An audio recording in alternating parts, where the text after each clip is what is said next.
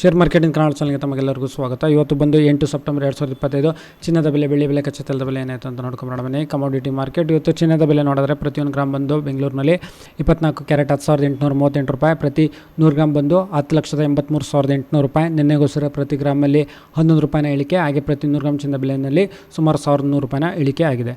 ಹಾಗೆ 22 ಕ್ಯಾರೆಟ್ ಚಿನ್ನದ ಬೆಲೆ ನೋಡಿದರೆ ಪ್ರತಿ 1 ಗ್ರಾಮ್ ಬಂದು 9,935 ರೂಪಾಯಿ, ಪ್ರತಿ 100 ಗ್ರಾಮ್ ಚಿನ್ನದ ಬೆಲೆ ಬಂದು 9,93,500 ರೂಪಾಯಿ ಆಗಿದೆ. ಪ್ರತಿ ಗ್ರಾಮಲ್ಲಿ 10 ರೂಪಾಯಿನ ಇಳಿಕೆ ಹೋಲಿಸಿದ್ರೆ, ಹಾಗೆ ಪ್ರತಿ 100 ಗ್ರಾಮ್ ಚಿನ್ನದ ಬೆಲೆಯಲ್ಲಿ ಸುಮಾರು 1,000 ರೂಪಾಯಿನ ಒಂದು ಇಳಿಕೆ ಆಗಿದೆ. ಹಾಗೆ 18 ಕ್ಯಾರೆಟ್ ಚಿನ್ನದ ಬೆಲೆ ನೋಡಿದರೆ ಪ್ರತಿ 1 ಗ್ರಾಮ್ ಬಂದು 8,129 ರೂಪಾಯಿ, ಪ್ರತಿ 100 ಗ್ರಾಮ್ ಚಿನ್ನದ ಬೆಲೆ ಬಂದು 8,12,900 ರೂಪಾಯಿ ಇದೆ.